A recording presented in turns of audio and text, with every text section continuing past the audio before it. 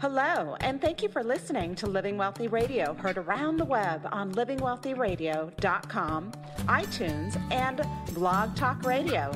I am Teresa Kuhn, helping you live wealthier. Resources are available for you at livingwealthyradio.com.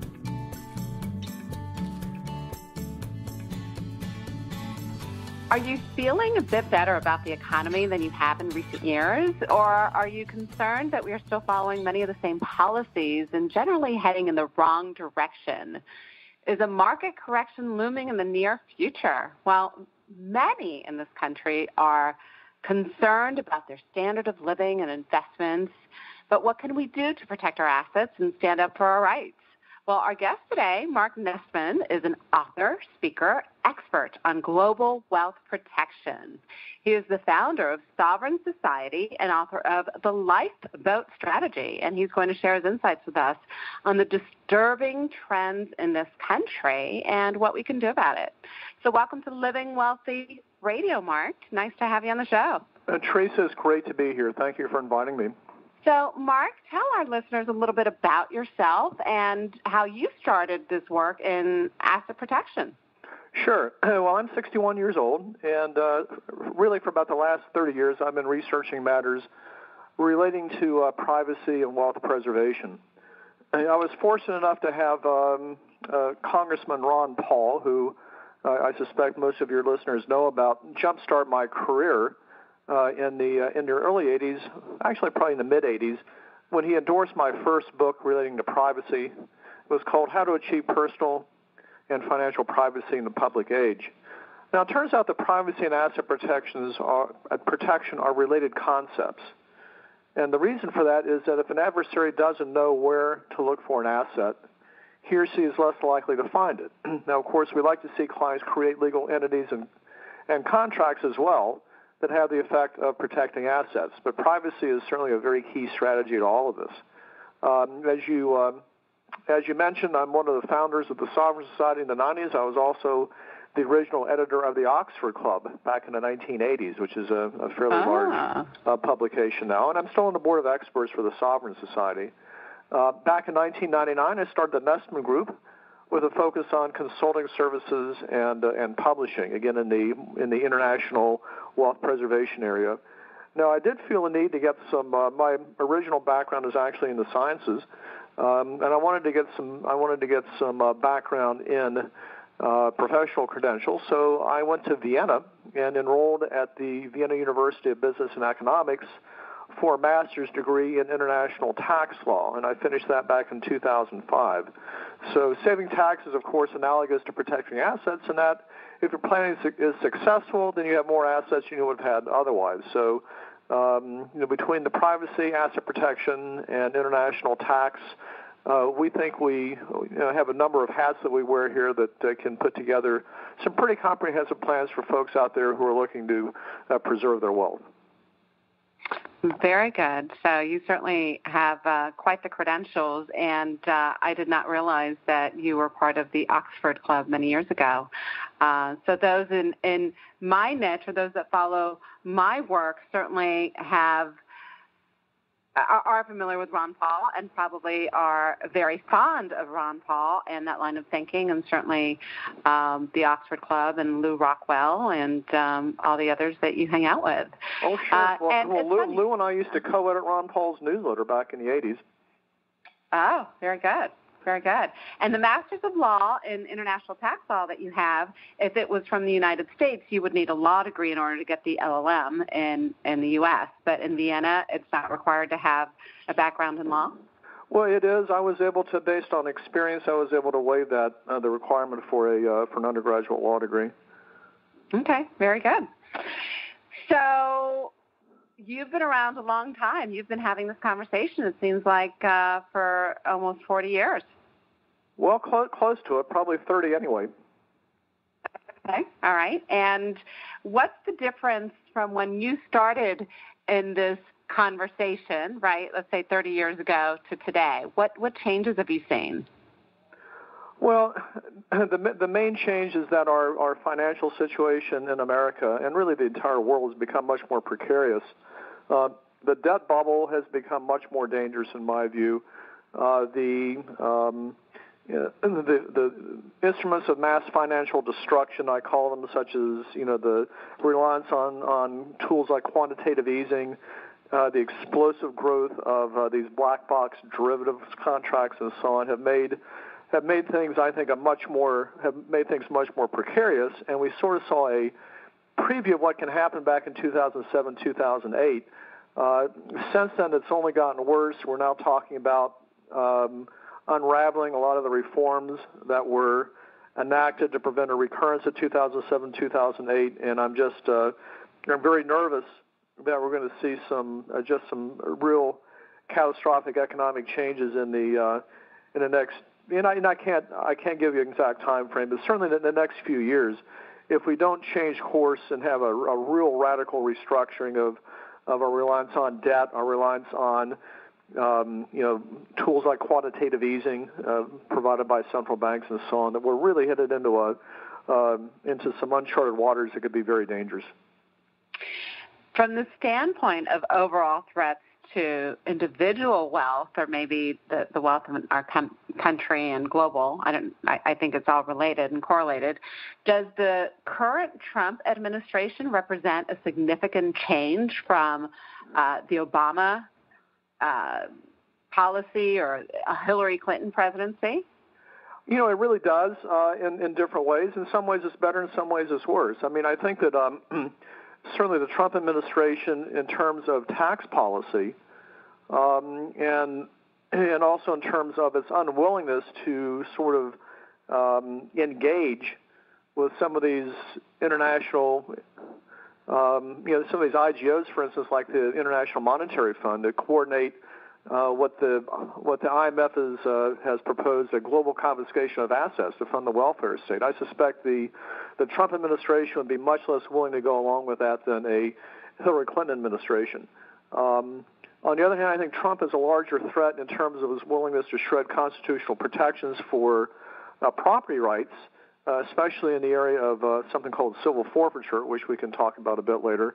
And also, I'm nervous about his threats to make it easier for public figures to sue their critics. I think this is just going to be if he's successful with that, then we're going to have an epidemic of lawsuits, even more than we do now. Interesting. So let's go ahead and discuss civil forfeiture now. How, in your opinion, explain what it is for those who are not familiar, and why it really is a significant threat to landowners and people who have cash, or it's a threat to private property rights. Sure. Well, civil forfeiture actually, the advocates of civil forfeiture say it all starts in the Bible. And there's a passage in Exodus that talks about if a ox gores someone and that person dies, the ox shall be destroyed, will be killed, and the flesh of the ox shall not be eaten. And the ox basically becomes a cursed object, and it needs to be kept away from people, and flesh not eaten and all that. So this is the supposed basis for civil forfeiture. The key difference, though, and how it corrupts the biblical story, is that with civil forfeiture, yes, they seize the asset. They seize something that injures someone or something that's related to a crime, and there's no due process necessary. It's just you don't need to be found guilty. You don't need to be arrested. Essentially, the property is under arrest, and the property then is conveyed to the seizing agency. Now, I never heard of this until the early 90s. When I learned that police were planning to seize a house I owned in Florida under a civil forfeiture procedure. And it turned out that I'd rented it out. I'd rented it out to some young people through an agent. It turns out the young people were allegedly dealing drugs in the house. And I have no reason to think that they weren't dealing drugs. In fact, I went down there, and it was pretty clear that they were after I got them out. Well, the cops came in and said, well, we tried to reach you, we couldn't reach you, so we're going to put your house under arrest and seize the house. And I was astonished that they could do this. Now, in the end, they did not go through with it because I had such a large mortgage on the house that there was very little equity. And after they sold the place at auction, the cops would not have wound up with anything. So I got to keep the house. But I was shocked that something like this was possible in America. Now, the legal theory behind civil forfeiture is that property, and not its owner, is guilty of a crime. And so if the government alleges that your property somehow was involved in or facilitated a crime, then they can seize it. And because this is a civil procedure, none of the protections that would apply in a criminal proceeding are in place. Essentially, your property is presumed guilty. And if you can't prove that it's innocent, you'll lose it. And if you don't have at least $20,000, that's the going rate to hire an attorney to contest one of these things, that you're unlikely to ever get it back. Now, civil forfeiture laws are one of the main reasons I've long recommended that our clients keep a generous portion of their wealth outside the U.S. And the reason is that most other countries won't honor a U.S. civil forfeiture award unless there's an accompanying criminal proceeding. In other words, they actually want you to be found guilty of something before they grab your property. And so for that reason, they won't honor it. Yet in the vast majority of civil forfeitures, the property owner is never accused of any crime. So that means the vast majority of civil forfeitures in the U.S. will not be enforced by any other country. I think it's a real plague. Unfortunately, Jeff Sessions and Donald Trump, Jeff Sessions, our Attorney General in the Trump administration, and President Trump himself are big fans of civil forfeiture. They bought into the lie that civil forfeiture is essential to keep police budgets healthy, and I reject that absolutely. I think that police should concentrate on solving crimes, not on trying to shake down people for their property. So what is it about Trump and Jeff Sessions, what is it about their worldview that makes them think that civil forfeiture and the property itself can be guilty separate from the owner? Because private property rights really are what made America so different from our Constitution and our Republic and founding fathers. I mean, their worldview was that private property rights were so important to creating the government and the country that they created with America. Yeah, that's a great question, Teresa, and I'm not privy to Jeff Sessions or Donald Trump's personal worldview, but I do know that the police and sheriffs and prosecuting attorneys and so on out there are very supportive of civil forfeiture because there have been so many cutbacks in police budgets nationwide over the last 20 or 30 years. So the reality is, in many states and many cities and many counties, civil forfeiture is actually responsible for it's budgeted into the budget. So if you don't have so many millions of dollars coming in every year from civil forfeiture, you're going to have to start laying off cops. So I think just as a practical matter of not having to go to the taxpayer and say we need to raise taxes on you, we'll start seizing people's assets, and since the chances of you being a civil forfeiture victim statistically are fairly small, this is perpetuated. Got it. Interesting. Because, Trump is certainly an entrepreneur, and I know that I've heard that he's used the civil forfeiture. He's used eminent domain, right? He's used eminent domain very aggressively. Very aggressively. Yeah. And however, I'm sure he'd be the first to argue that his property, right, his property rights are supreme to anything else. And Jeff Sessions comes from a conservative background. So it really, I hear what you're saying, and I think, in fact, you are correct with my understanding of their view, but it seems very in conflict with the rest of their positions. It is. I think this is sort of justified as well by the demographics, and I mean, the fact is that most people who have property that is, I mean, let me walk you through a typical civil forfeiture case, and you'll see why these people aren't particularly sympathetic. And this is, Philadelphia is a great example. Philadelphia is a heavily minority city. Most of the civil forfeiture there happens among the black population and the Hispanic population. So this is an actual case. A teenage boy happens to be black out in front of the family home, and he's selling marijuana and sells pot to an undercover policeman. Well, since he's using his bedroom and the home to keep his pot, under the civil forfeiture laws, they can seize the house. So the police go in and seize the house from the parents, even though they didn't know anything about the kid selling marijuana. But under Pennsylvania law, the parents are responsible for what the minor children are doing in terms of legalities. And so the kid might wind up just having to spend a couple nights in juvenile detention, maybe go into a substance abuse program. The family then loses the family home. And this happens over and over and over again, but because it's drug-related, I mean, there's not a lot of sympathy to that. And people say, well, the parents should have known the kid was out there selling marijuana. Maybe they did, maybe they didn't. But it doesn't make any difference. There's never any inquiry into that. There's no innocent owner defense that they can present under the rules in Philadelphia that apply. And so they lose their house. And this happens time and time again. Your strategy of having assets outside of the U.S. to protect or to shield some assets from the civil forfeiture laws, are those strategies that are only available to wealthy people, or is this something that middle America can benefit from? Well, it's becoming increasingly expensive to do anything internationally. It used to be much easier for middle America to do this. I mean, when I opened my first Swiss bank account in 1986 with a $2,000 deposit. Now today, unless you live in Switzerland and actually have a residence permit, you're not going to be able to touch a Swiss bank account for under $500,000. There's some other countries we can work with which are a lot lower.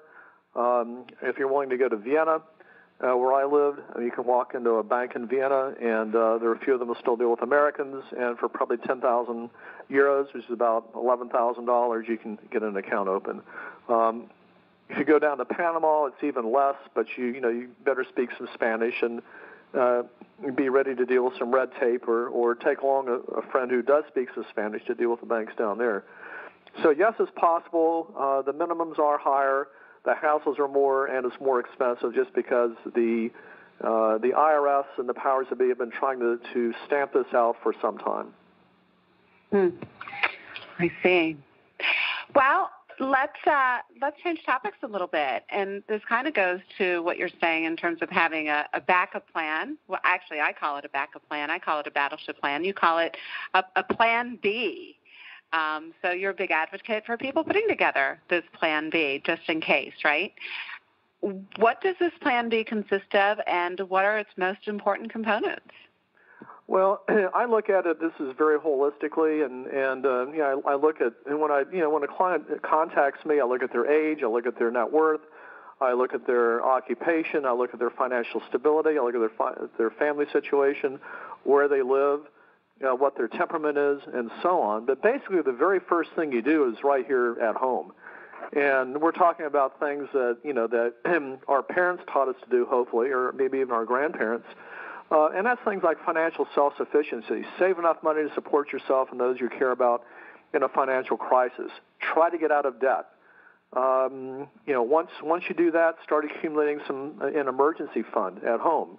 Cash, small denomination gold and silver coins, food storage, fuel storage, weapons, ammunition, burglar alarm, that sort of thing. Maybe a backup generator, sort of a survival type situation, just in case one day the ATM stops working, electricity goes out, you have some social unrest in the streets.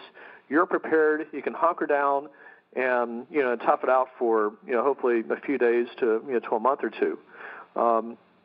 And hopefully none of this happens, obviously, but this is an area where I think it really pays to be prepared. The nice thing is, once you've got this put in place, I mean, there's not that much to it. I mean, you go ahead and rotate your food storage, you rotate your fuel.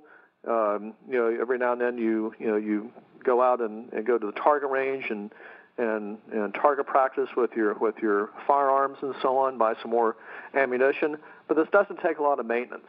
The next thing you want to do is to get assets out of your own name, if possible. Now, this isn't always a great idea with your family home, because there tend to be some state law protections that will protect homes if you own them in your own name. These are called homestead laws. They're really good in some states like Texas. Other states like New Jersey, they're almost non-existent. So you have to look to see how much protection you have there. But we really like the idea of an LLC, a limited liability company. We like Delaware because they're very private. We like Arizona as well because they're cheap out here. They're not as private as in Delaware. Your name would be associated with it as the owner. In Delaware, it's not. And you can then title your bank accounts, your stock accounts, and so on in the name of the LLC rather than your own name. What that does is if somebody is sizing you up for a lawsuit, and the U.S. is the world's leader in lawsuits, I think we have something like 90% of the world's lawyers and around 90% of the world's lawsuits in this country.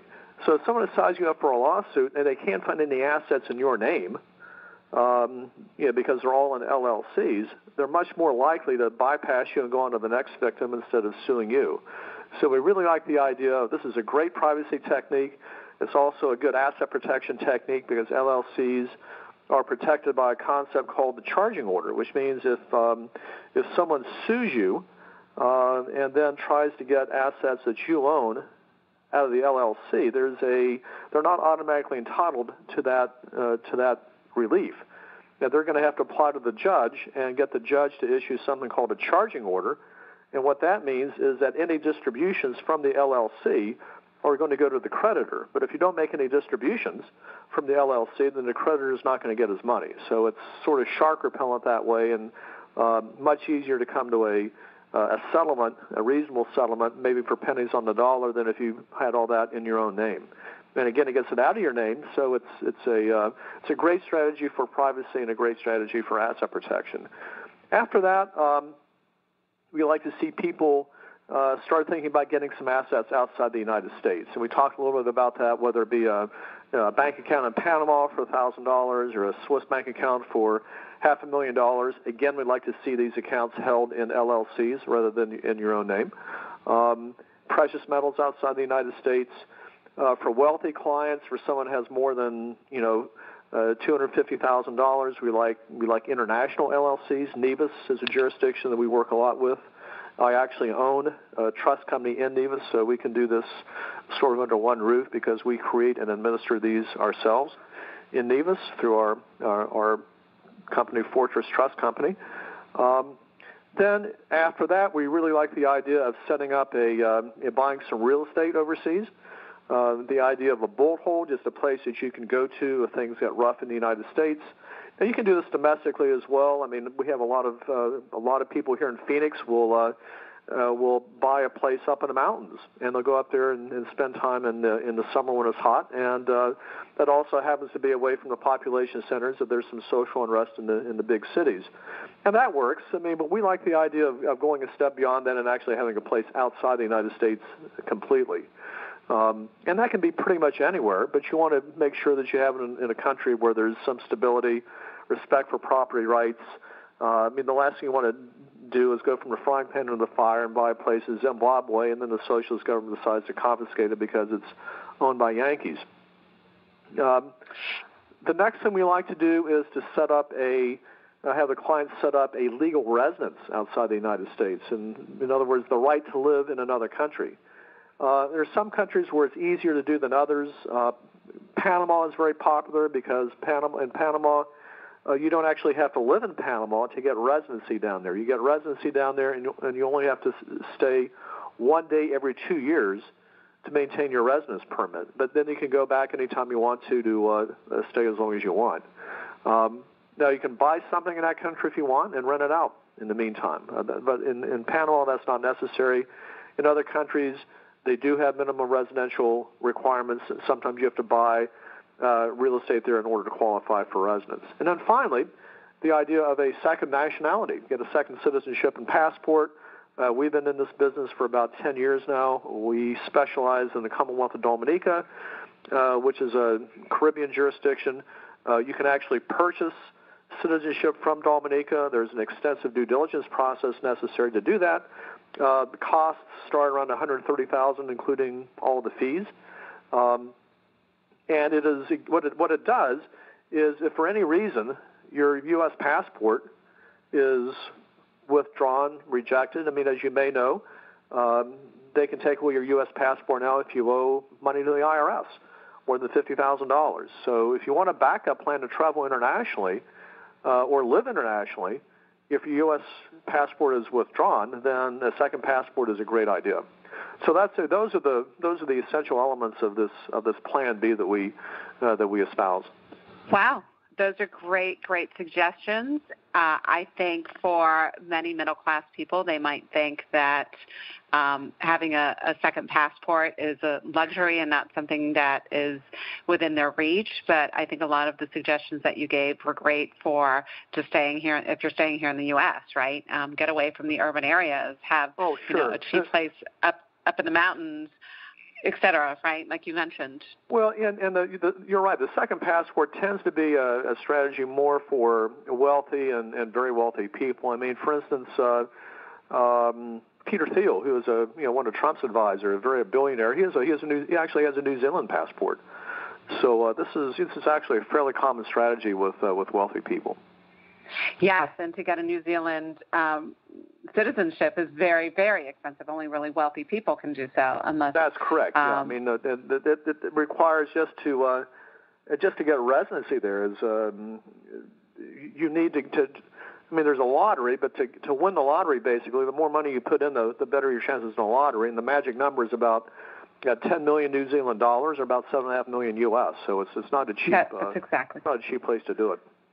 Right, exactly what I was thinking. Now, I do have clients who have decided to change residencies to another country, and they're not necessarily wealthy, certainly strong middle class, and they've made the choice to leave. What is your opinion on setting up residency in another country that is tied to the dollar? And I think we can transition into this whole dollar conversation, right? Sure. What's going on with cash as well? Well, I think that has both pros and cons. I mean, I happen to have residency in Panama, which is a dollarized country, and it's terrific because it gives me, first of all, I can open bank accounts down there and get much higher interest rates in dollars than I can in the U.S. So you can buy CDs in Panama, perfectly safe banks that are paying 4 or 5% a year, which is about 10 times what you would get in the U.S. The other thing that you can do is if you buy property, they have there's a very well-organized mortgage financing industry in Panama. And it's relatively easy to get a mortgage down there because it's dollarized and it's a very liquid market.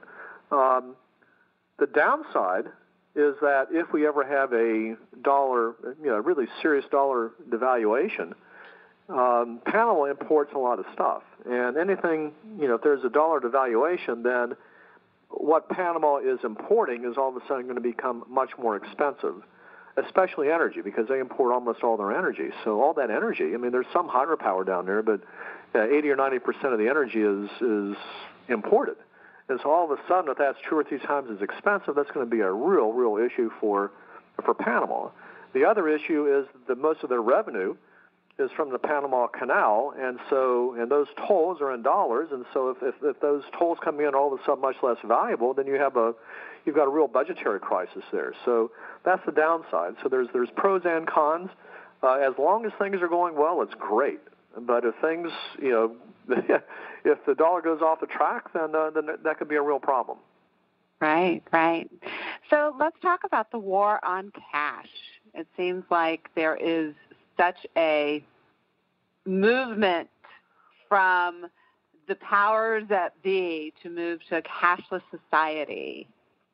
And numerous countries now are restricting the use of cash. What do you think? That's absolutely true. I think this is maybe a shocking prediction for your readers, but I predict that cash as an asset class will effectively disappear in the next 10 years, except in maybe some small undeveloped economies. All major economies, U.S., U.K., Britain, Japan, Singapore, Australia, New Zealand, and so on, will effectively ban cash, and everything will be cashless. The government hates cash because it's anonymous, and this is an impediment toward tax collection. Now, they pretend this is to fight crime. and that's the boogeyman everybody puts up. But basically, the real reason they want to get rid of it is they want to make it impossible to do business off the books in cash. And if you have everything tied to a bank account, then you have that. There's another more sinister purpose that most of them don't admit, and that's it allows the government to enforce negative interest rates. And we have negative interest rates all over the world now. We don't have them in the U.S. yet, but we certainly have them in all over Europe and in Japan, and even in Switzerland has negative interest rates. And a great way to fight back against negative interest rates, you just take your money out of the bank and put it in a strong box or a safe at home. Well, if you get rid of cash, then you no longer have that option. So you have no choice but to keep the money in the bank, and then the value goes down every year with negative interest rates. So how do you fight back against this? I think it's inevitable. By the way, I don't think there's this is so attractive to the powers that be. I don't see any way of this is going to be delayed. I think Trump probably would not be as cooperative as a Hillary Clinton, let's say, in having the United States go down this path. He's not going to be around forever, so I think it's inevitable, and he may be forced to go along with it. So how do you deal with it? Well, tangible assets, basically, gold. We like digital currencies. All these assets we talked about to set up at home. Your food, water, weapons, and so on. All these are tangible assets. All these things are great assets to convert your cash into. Barter, I think, is going to come back in a big way. Digital currencies like Bitcoin, if you're knowledgeable about that, I think that's worth checking out. I highly recommend that your listeners get a hold of an old book. It's out of print now, but you can still buy it. It's called The Alpha Strategy by my old colleague from the Sovereign Society, Jack Pugsley, who's died a few years ago. Now, this book was written back in the 70s, and it's written to deal with hyperinflation and the idea that the dollar is worthless. Well, and Jack's idea basically is what I'm saying. You buy stuff instead of accumulating dollars. And so I think he's got some great strategies in there toward, what assets are best to barter, what sorts of items are good for long-term storage, what items aren't so good for long-term storage, and I think it's a great resource in a potentially cashless society. And that's called the Alpha Strategy, the Ultimate Plan of Financial Self-Defense. That Pugsley. may be the subtitle. Okay, great. Well, it's on Amazon for less than $4. You could pick up that book. So that sounds like a great resource. And you like the Bitcoins and electronic currency? You're a fan? Well, I'm not an expert at it. I'm not a computer geek. I have clients who are. They're very comfortable with the concept. We're not set up the Nestmann-Group yet to accept Bitcoin transactions. It's not quite there yet in terms of being mainstream, and I'm not even sure that Bitcoin is going to wind up being the go-to digital currency. But I think this is a concept which is very promising, and the reason is there are a couple reasons. Number one, it's the authentication chain of transactions. You can authenticate a transaction very easily. It's potentially anonymous.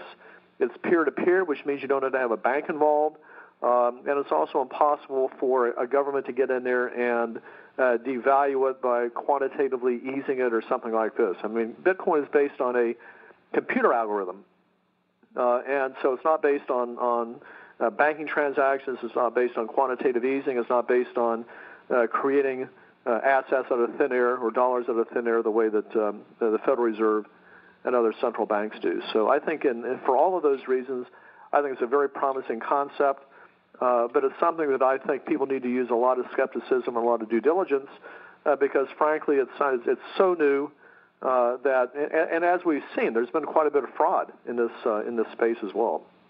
Yes, absolutely, and I think the number one thing that our listeners should do is get informed and get educated before they start investing in electronic currency. There's a lot of information out there. It's a bit confusing, and there are some pretty good guides and websites that try to break it down.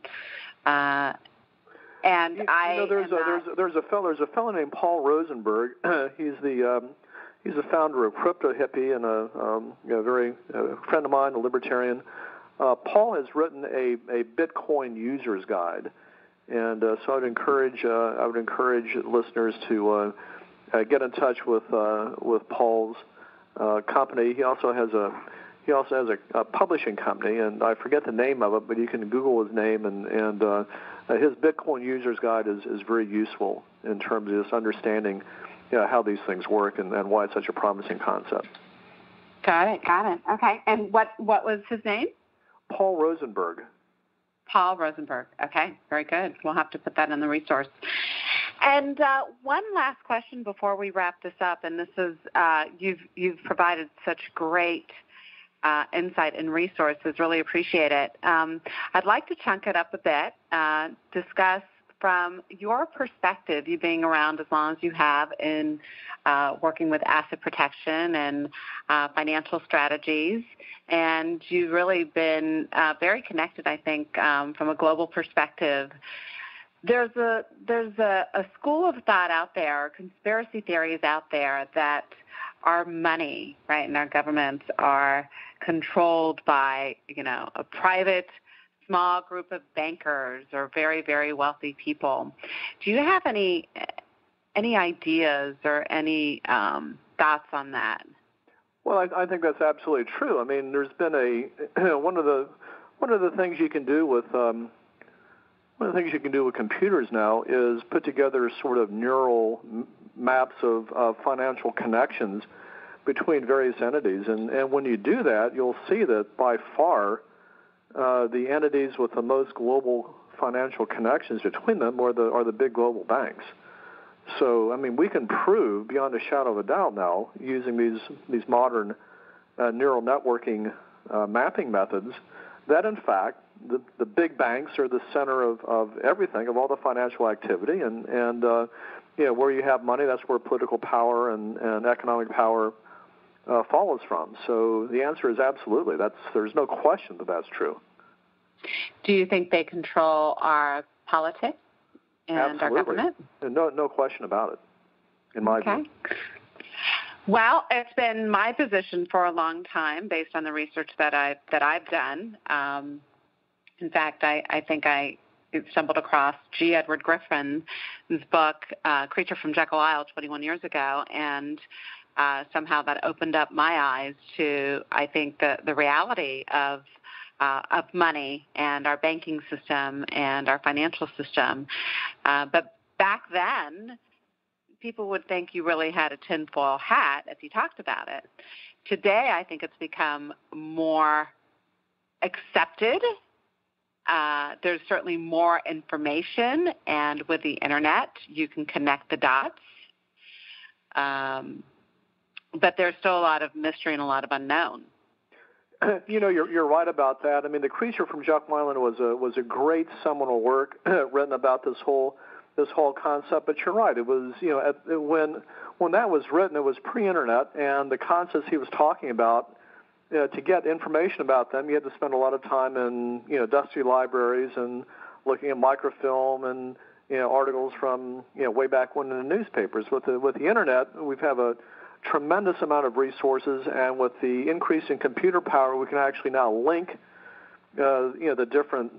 these different things together and make these basically network maps and show graphically how this actually works. And it's just staggering to appreciate how concentrated the wealth really is.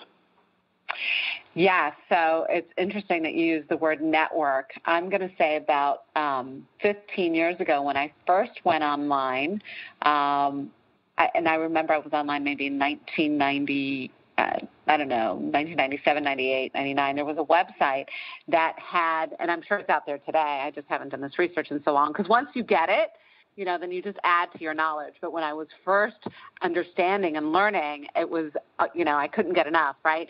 But there was this amazing chart that I printed up with 8.5 by 11 sheets of paper that showed all these individuals and families that sat on the boards of major companies in all the different industries, from media to energy to entertainment to the banks to pharmaceuticals to agriculture.